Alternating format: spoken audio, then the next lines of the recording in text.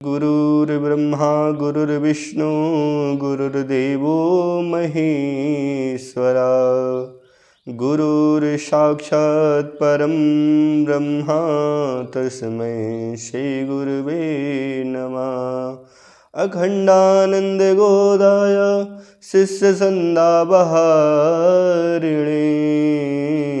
सच्चिदानन्दरूपाय तस्मै श्री गुरुवे नमः। सच्चिदानन्दरूपाय तस्मै गुरुवे नमः। कृष्णाय वासुदेवाय हरये परमात्मने प्रणताक्लेशनाशाय श्रीगोविन्दाय नमो नमः। नाशाय श्री गोविंदाय नमो नमः। अरे वृंदावन के वृक्ष को मर्म न जाने कोई, अरे वृंदावन के वृक्ष को मर्म न जाने कोई। डाल डाल सिर पात पे श्री राधे राधे होई, श्री डाल डाल सिर पाद बाद श्री राधे राधे होए। बोल वृंदावन बिहारी लाल की जय, श्री राधा रानी सरकार की जय। मोर मुकुट बंसी वाले की जय, श्यामाजू सरकार की जय। प्रिय भक्तों, मैं पंडित श्री शंकरानंद जी महाराज, श्री धाम मथुरा वृंदावन, आज एक अंजलि भरद्वाज जो बम्बई से हैं, उनका प्रश्न है कि गुरुजी हम परमात्मा से प्रेम कैसे करें और अपना प्रेम कैसे परमात्मा को विश्वास दिलाएं। तो उनसे मैं कहना चाहता हूँ, बेटा, कहते हैं अरे प्रेम तहाँ पर्दा नहीं, पर्दा तहाँ न प्रीत। अरे प्रीत किए पर्दा किए, प्रीत नहीं अनरीत। इसलिए आज इसको मैंने पहले ही बोला, प्रेम तहाँ पर्दा नहीं। जहाँ पर पर्दा है वहाँ पे प्रेम नहीं हो सकता। पर्दा तहाँ न प्रीत, प्रेम तहाँ पर्दा नहीं। जहाँ प्रेम होगा, जहाँ आपका विश्वास होगा, वहाँ पर पर्दा नहीं होगा। प्रेम तहाँ पर्दा नहीं, पर्दा तहाँ न प्रीत। जहाँ पे प्रेम होगा वहाँ पे पर्दा नहीं होगा, और जहाँ पे पर्दा होगा वहाँ पे प्रेम नहीं हो सकता। जहाँ पर पर्दा है वहाँ पर प्रेम नहीं हो सकता। प्रीत किए पर्दा किए, प्रीत नहीं अनरीत। और जहाँ पे प्रीत भी है पर्दा भी है, वहाँ पे अनरीत है, मतलब कोई मतलब नहीं है वहाँ पर। देखो, प्रेम भी तीन प्रकार से होता है। एक प्रेम होता है वात्सल्य प्रेम, जिसमें हम प्रेम सभी से करते हैं, सभी से प्रेम करते हैं और सभी के साथ अच्छा बर्ताव रखते हैं। और एक होता है विश्वासी प्रेम, जिसमें हम एक दूसरे की हेल्प के लिए खड़े हो जाते हैं। मतलब अगर प्रेम किया है तो आखिरी सांस तक लड़ने का सामर्थ्य रखते हैं। और उस प्रेम में क्या होता है कि हमेशा एक दूसरे की भलाई सोचेंगे। और तीसरा कामी प्रेम, कि बस प्रेम लगाया है तो कुछ ना कुछ उनसे चाह है, कुछ ना कुछ उनसे चाह है कि हम इनसे प्रेम लगाएं, हम इनका उपयोग करेंगे, हम इनका भोग विलास करेंगे और चल देंगे। तो प्रेम तीन प्रकार से होता है। एक होता है वात्सल्य प्रेम, और एक होता है कि आपके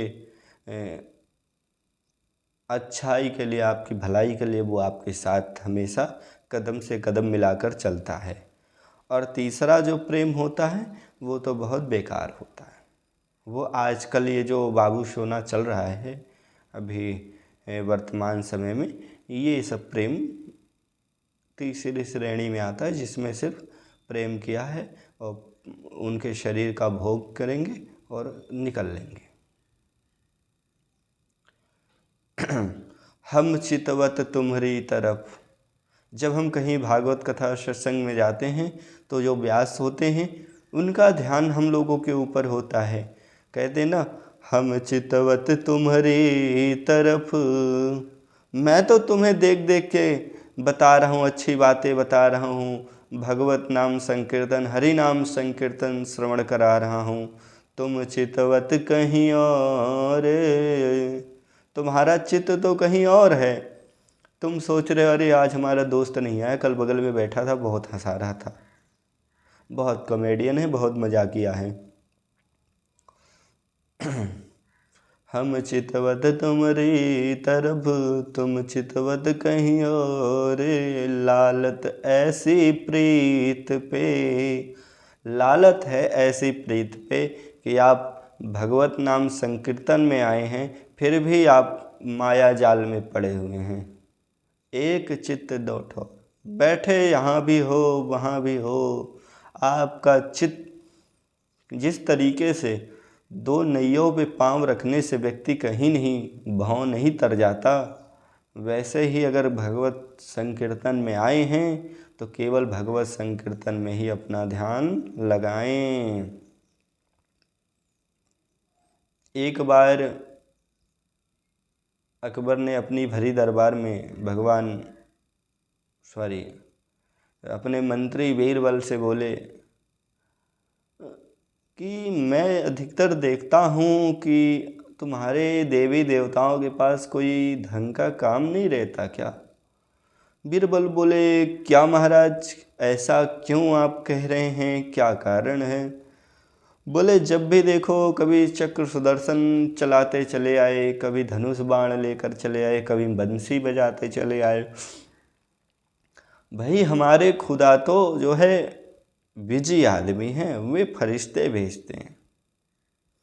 अब बीरबल से ज़्यादा बुद्धिमान तो कोई उस सभा में था नहीं, सबसे तेज तर्राक में थे। बीरबल ने बोला कि हम आपको महाराज उचित समय में इसका उत्तर देंगे, आप हमें कुछ दिन का समय दे दीजिए, हम उचित समय में दे देंगे। ठीक है। एक बार ऐसा संयोग बना कि अकबर जो है समुद्री यात्रा पे जाने लगे, नौका विहार करने के लिए। और अब जैसे ही राजा जाएगा तो वहाँ पे सारी सुविधाएं होंगी, गोताखोर भी होंगे, सेनापति होंगे, आदि आदि प्रकार के। तो उन्होंने देखा, बीरबल ने एक मोम का सलीम बनवा लिया। जो अकबर का पुत्र था सलीम, एक मोम का सलीम बनवा लिया और असली सलीम को ना लेकर के उन्होंने मोम के सलीम को ले लिया। अब मोम के सलीम को ले लिया, जैसे अकबर ने बोला, बीरबल सलीम को ले लिए हो ना। बोले हाँ। और काफ़ी देर नौका विहार करते रहे वो, नौका विहार करते रहे। जब बीच नदी में नौका पहुंची तो बीरबल ने दिया संकेत कि नैया थोड़ी डगमगा दो, नैया थोड़ी हिला दो।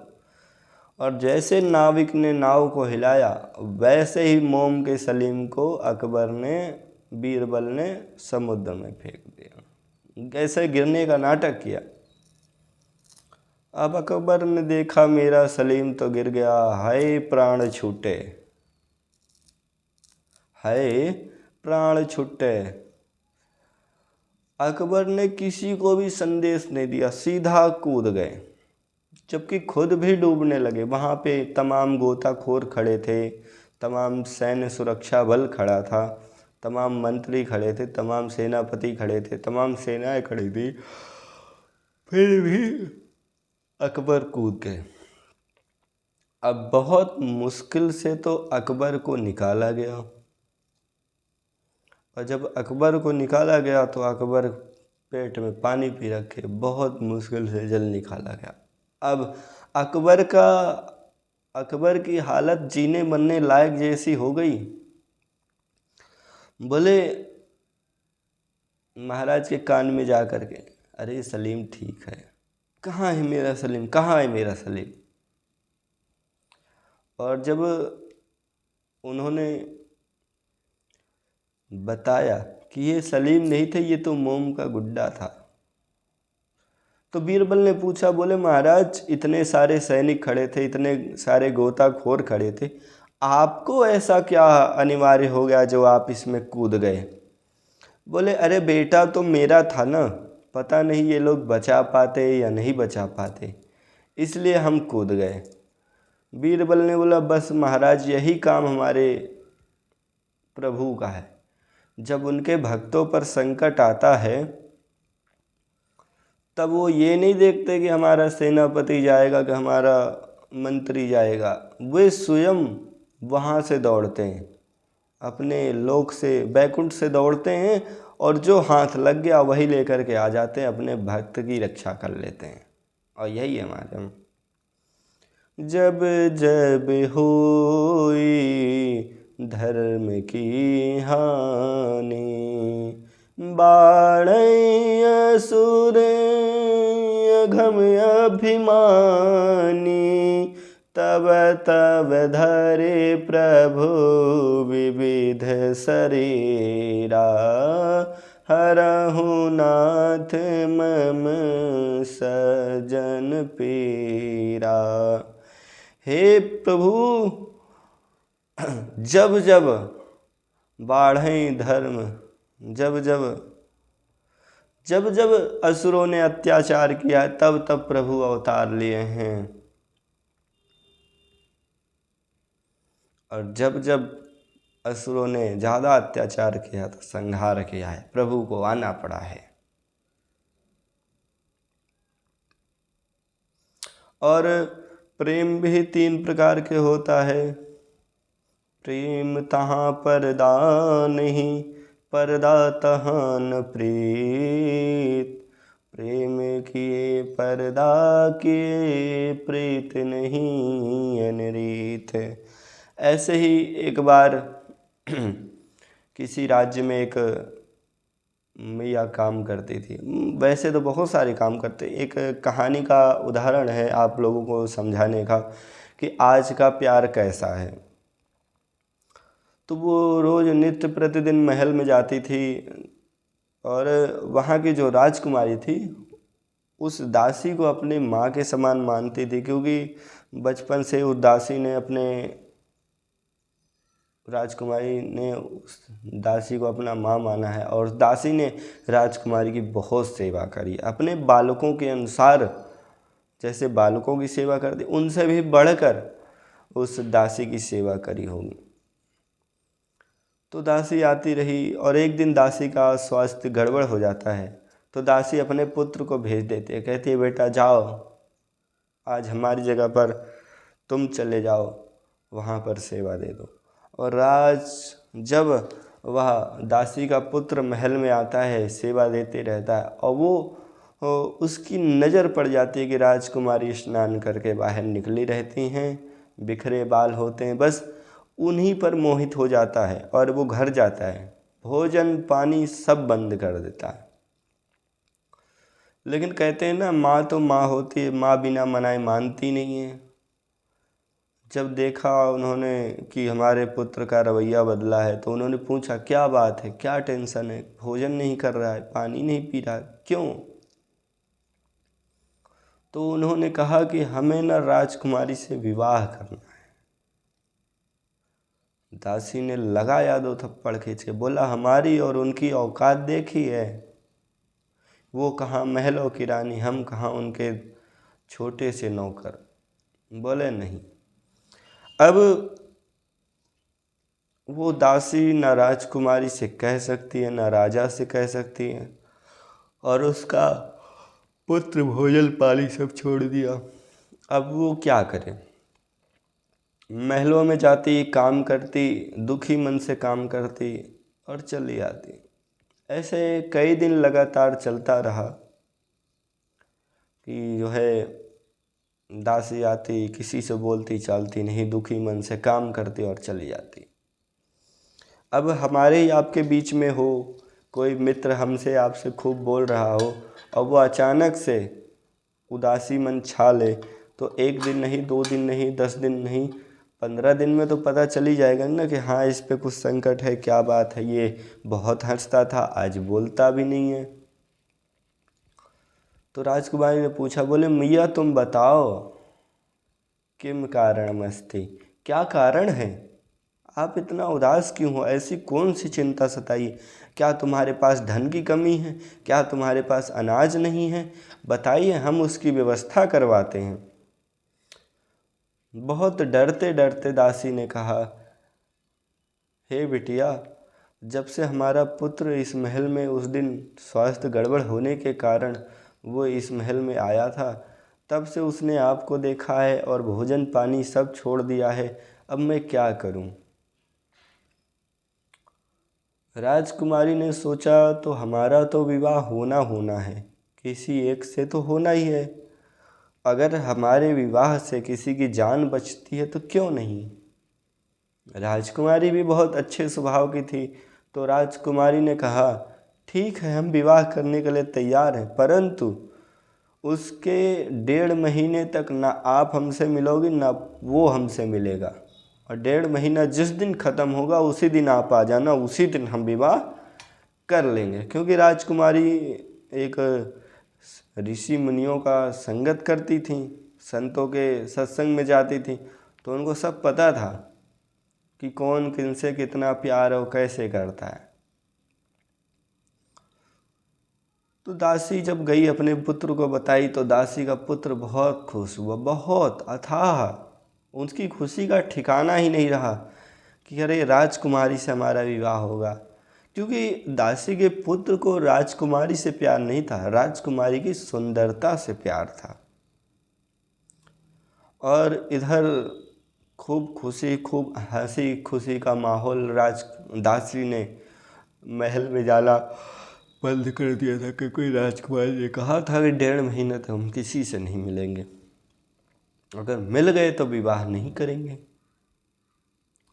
और इधर राजकुमारी ने अपने माता पिता को सूचित करवा दिया, और राजकुमारी के जितने भी लेप लग रहे थे सब बंद करवा दिया, खाना पीना सब बंद कर दिया। मतलब इतना खाना कि शरीर में प्राण रह जाए। वो राजकुमारी इतना ही भोजन करती थी कि शरीर में प्राण रह जाए। धीरे धीरे दिन बीतता गया, राजकुमारी का लेप बंद है, भोजन बंद है, और जो भी उनका मलमूत्र होता वो महल के पीछे साइड में 2 गड्ढा करवा के उसमें फेंकवाती। मतलब एक होता ना इकट्ठा करना, तो उसको इकट्ठा करती थी, क्योंकि राजकुमारी को एक बहुत ही अच्छा संदेश देना था प्यार के प्रति, और वो प्यार आज भी ऐसे ही चल रहा है। और ऐसे दिन प्रतिदिन समय बीतता गया। अब 10 दिन रह गया। राजकुमारी का दासी का बेटा दिन गिनता रहा कि कब वो दिन आएगा। और आज जब उस दिन का आखिरी एंड दिन था, तो दासी और दासी का पुत्र दोनों महल में घुस जाते। कहते हैं, राजन लाओ हमारी बहू कहाँ है। अब 1.5 महीने के बाद जब व्यक्ति कोई खाएगा नहीं पिएगा नहीं, तो उसकी शरीर की हालत क्या होगी। आज राजकुमारी की हालत एक बुढ़े से भी गिरी हो गई है। शरीर में जान नहीं है, हड्डी हड्डी दिखाई दे रहे हैं, त्वचा चिगुड़ गई है। राजा कहते हैं, जाओ देवी, वो अपने कक्ष में है, जाओ उनसे मिल लो। और जब राजकुमारी के कक्ष में जाते हैं, दासी का लड़का जब राजकुमारी को देखता तो हैरान हो जाता है। मना कर देता है, बोला हम इनसे विवाह नहीं करेंगे। कहाँ इनको देखो, कहाँ हमें देखो, ये कहाँ बूढ़ी हैं और हम कहाँ युवा। दासी का लड़का पूछता है, तुम्हारी सुंदरता कहाँ गई? पहले जैसे तुम दिखती थी अब क्यों नहीं दिख रही हो? कहाँ है तुम्हारी सुंदरता? बोले, अरे तुम तो हमसे प्रेम करते थे ना, करो ना विवाह। बोले, वो तुम्हारी सुंदरता कहाँ गई? दासी का पुत्र बार बार कहता रहा। राजकुमारी ने बोला, महल के पीछे हमारी सुंदरता है, जाओ देख लो। और जब दासी का लड़का महल के पीछे जाता है तो वही मलमूत्र से भरा बदबू मार रहा है। वहां से दौड़ करके आता है, बोला, अरे। राजकुमारी ने बोला, हमारी सुंदरता तो पीछे है, वही हमारी सुंदरता, और अब मेरा शरीर शुद्ध है क्योंकि हमने मलमूत्र को त्याग दिया है। दासी का लड़का बोला, नहीं नहीं, हम प्रेम नहीं करते, नहीं नहीं, हम विवाह नहीं करेंगे। राजकुमारी ने 2 थप्पड़ खींच कर जड़ा। बोला, कामी आदमी, तुम्हारा प्रेम हमारी सुंदरता से था, हमसे नहीं। अगर हमसे होता तो आज तुम हमें स्वीकार कर लेते, क्योंकि जब हमारे अंदर लाख बुराइयां थी, जब हमारे अंदर लाख कमियां थी, तब तो तुम हमसे प्यार करते थे और तुम्हें एक ही बार में प्यार हो गया था। और आज मैं तुम्हें सहज में प्राप्त हो रही हूँ तो तुम स्वीकार नहीं कर रहे। वे दासी के लड़के को, दासी को, दोनों को अपने महल से भेज देते हैं। चले आते हैं दोनों, और राजकुमारी फिर से लेपन चालू कर देते हैं, खान पीन सब सही हो जाता, फिर उससे भी तेज सुंदरता आ जाती है। फिर एक दिन राजकुमारी महल के चारों तरफ घूम रही थी सैनिकों के साथ। राजकुमारी, दासी के लड़के ने फिर से देखा, फिर से मोहितरी, हमने गलती कर दी इनको ठुकरा कर। देखो, इनसे प्यार करते तो आज फिर से जाता है, फिर अपनी माँ से कहता है। माँ बेचारी नहीं मानती, लेकिन फिर भी माँ तो माँ होती है, जब बच्चों का दुख देखा नहीं जाता।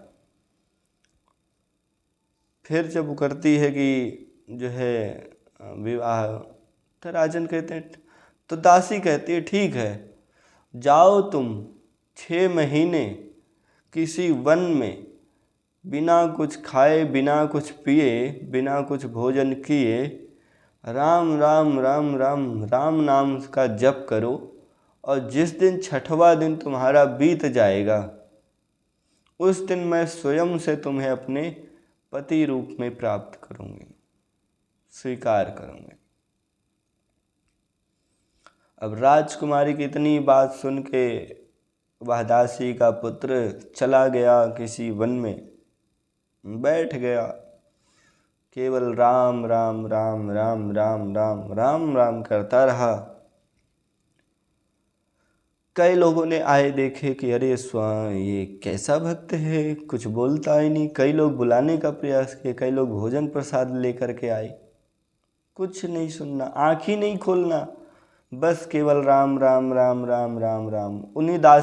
उसी दासी को प्राप्त करने के लिए केवल राम राम राम राम राम राम का जाप करना।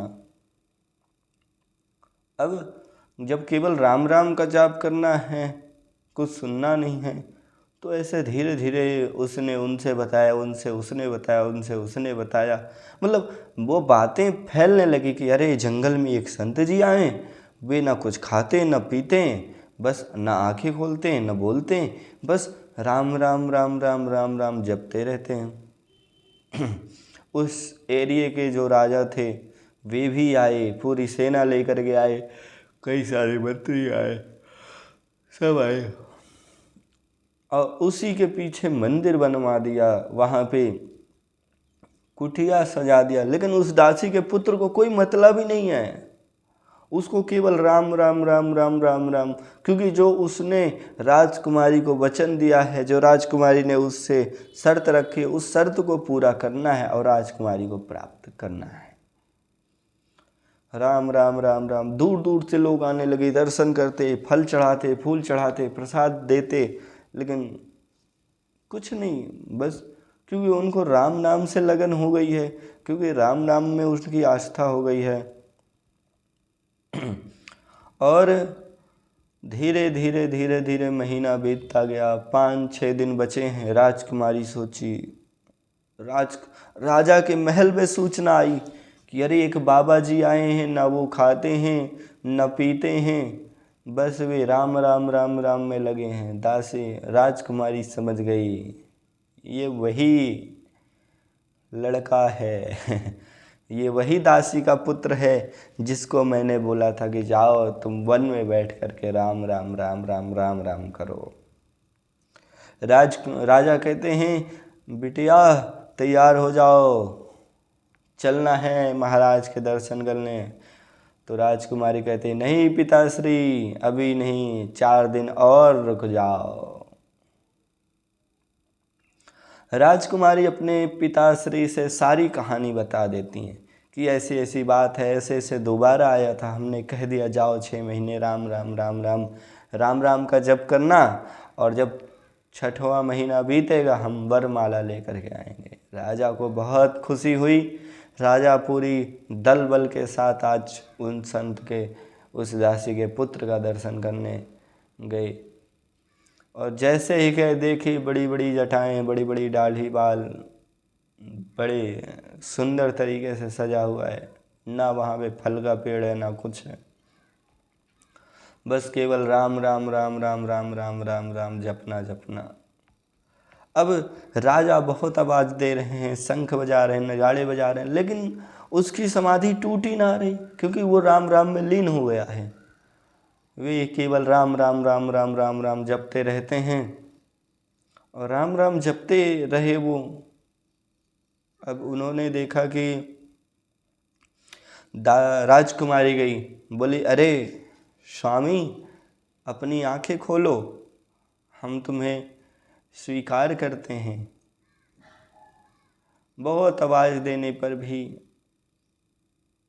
उस दासी के लड़के ने नेत्र नहीं खोले अपने, और उन्होंने जब अपने नेत्र नहीं खोले तब भी जा कर के दासी राजकुमारी को चैन नहीं आया। तो राजकुमारी ने पकड़ के जोर से हिलाया, बोले, अरे उठो स्वामी, हम तुम्हारे लिए वरमाला लेकर के आए हैं, हम तुम्हें पति रूप में स्वीकार करते हैं। उस दासी के लड़के की जब आंख खुली, उसने देखा चारों तरफ सैनिक खड़े, बोला आज तो गए। उसके मन में तरह तरह के प्रश्न उठने लगे, तरह तरह के विचार आने लगे, कहीं राजा हमें मारने आया है। राजकुमारी ने कहा, अरे उठो, अपनी सपनों से, अपने नींद से उठो, हम तुम्हें अपने पति रूप में प्राप्त करना चाहते हैं। तो हाथ झटिक करके दासी के लड़के ने बोला, हे देवी, जाओ तुम जाओ, महल के सुखों का भोग करो, हमें नहीं करना है तुमसे विवाह।